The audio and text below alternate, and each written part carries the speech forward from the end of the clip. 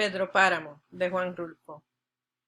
Pedro Páramo es una novela corta de alrededor de 120 páginas que cambió el modo de escribir literatura en Latinoamérica. Fue publicada en el año 1955. Antes de que oigan este video, quería advertirles que por favor lean la novela por su cuenta, leanla bien. Y después se acercan al video para escuchar mi explicación porque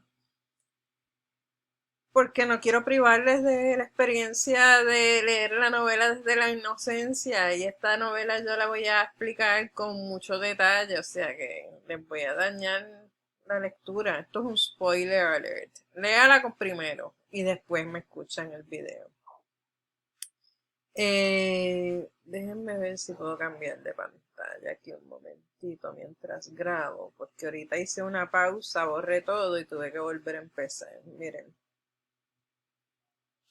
Pedro Páramo de Juan Rulfo es una novela como de 120 páginas que se publicó en 1955. Juan Rulfo, ya les dije qué importancia tiene su obra. Lo primero que él publicó se titula El Llano en Llamas, que es una colección de cuentos, y después publicó Pedro Páramo, que era una novela de 300 y pico de páginas, según él mismo eh, dijera en entrevistas. Y,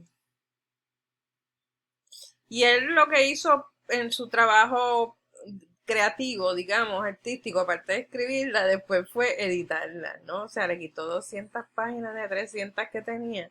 Siguió quitando, quitando y quitando hasta que quedó como un texto bien poético y bien concentrado. Mm, En términos históricos, la narrativa coincide con la época de las guerras de los cristeros, que es la etapa final de la Revolución Mexicana. Ahí tienen las fechas.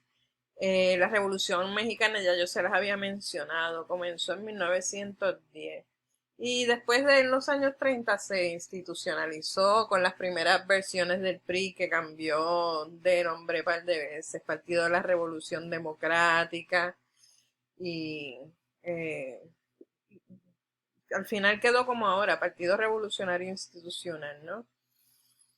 El caso es que la Revolución Mexicana, en su etapa final, esta guerra de los cristeros eran los religiosos, porque la guerra declaró el Estado mexicano un Estado secular y la iglesia se rebeló, o sea que eran los curas los que se rebelaban contra los ateos, digamos, revolucionarios. En términos míticos está construida tanto desde la mitología cristiana, Adán y Eva, el infierno, van a ver que están ahí, como la clásica occidental, por ejemplo, el mito de Telémaco que busca a su padre Ulises, que se había perdido en la Odisea, ¿no? La estructura que tiene es una estructura fragmentaria, a veces a uno le da trabajo saber quién está narrando en particular, quién habla en la novela. Em, pero yo, mi experiencia muy agradablemente en explicar esta novela a través de los años ha sido que ustedes, los más jóvenes, los millennials, se dicen, no tienen ningún problema con las estructuras narrativas fragmentadas. Como que a mi generación le costaba más. Nosotros pues queríamos una narrativa lineal, y entonces esta novela empieza por el final y termina por el principio. Si lo pensaras en términos cronológicos, porque, a ver, la novela empieza con Juan Preciado, que viaja a Comala porque ha muerto su madre, y ella le encarga que busque a su padre y les reclame lo que les debe, porque, bueno, Pedro Páramo se desentendió de ellos cuando Juan Preciado era jovencísimo, ¿no? Y nunca más los procuró, y entonces él no conoce a su padre. Y entonces se lo prometió y va a Comala. Y entonces le pasan una serie de cosas en Comala de las que podemos hablar después. El caso es que en el medio se va a encontrar con estos personajes, Donis y Dorotea, y después les voy a hablar de ellos. Y en la parte final entonces se cuenta la vida de Pedro Páramo, que coincide con la historia de Comala, porque él era un patriarca, un patriarca como un hacendado, digamos, muy poderoso y muy caprichoso y muy déspota. Eh, y entonces la historia de él coincide con la historia del pueblo. Eh, También les puedo contar que Doris Sommer, ella, yo creo que es como Doris Sommer, escribió un libro que fue bien importante, lo publicó en los 90 para leer la literatura latinoamericana. Su libro se tituló Foundational Fictions, ficciones fundacionales en español. Fictions. Y en este libro ella nos explica la novela decimonónica, la novela del siglo XIX. Y entonces ella dice que la novela del siglo XIX, que es romántica, les estoy dando contexto para que entiendan Pedro Páramo. Esto es como una aclaración previa, ¿no? Pues la novela romántica, la novela del siglo XIX, tiene una estructura alegórica, dice ella. Una alegoría es un mito extendido. Y entonces dice que son en esas novelitas, si piensan en la telenovela tradicional tal vez, en las escuelas secundarias en Puerto Rico se leía María de Jorge Isaacs, que es como el clásico del romance fundacional.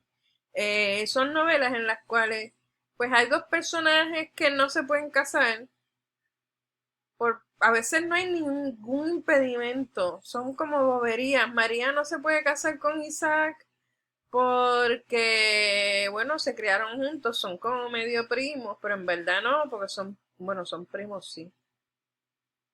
En la novela eso no se presenta como un problema. Son como hermanos de crianza, a fin de cuentas.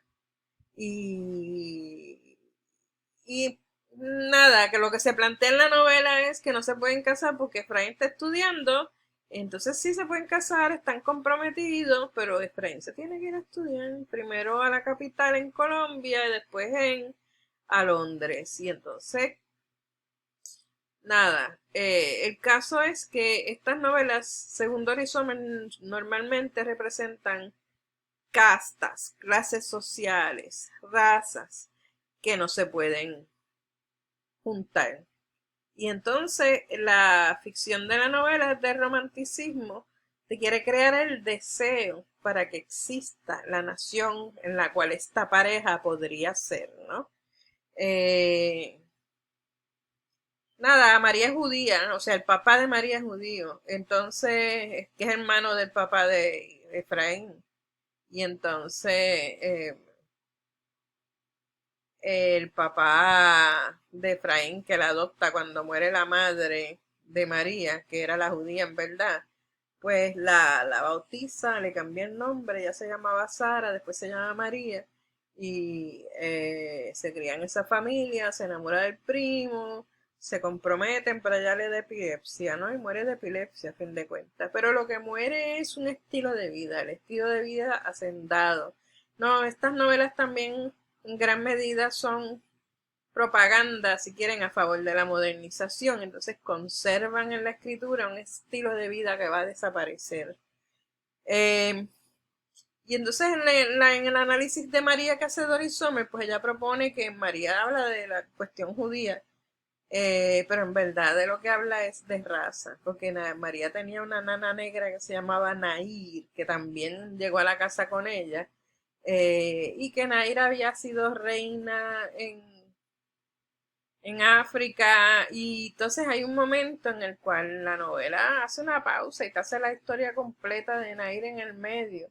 Y entonces es como que el problema de la violencia entre las razas es tan eh, delicado de mencionar en Colombia en ese momento que como que Doris Sommer hace un desplazamiento y habla de él desde el judaísmo de María. Fíjense que lo que les estoy explicando es que en la fundación de un mito social latinoamericano o de los distintos países latinoamericanos, porque Igual que cada país tiene su ensayo de definición nacional, también tienen su romance fundacional. En Puerto Rico, Hostos escribió La peregrinación de Bayón. Y también la obra de teatro La Cuarterona, que habla de los conflictos raciales, ¿no? Para, y entonces tú, cuando muere la protagonista, se supone que te quieras morir tú también, o hacer lo que haya necesario, lo que sea necesario hacer para que esa nación se pueda construir, la nación en la cual se pudieran casar esos dos, ¿no? Que representan sectores sociales.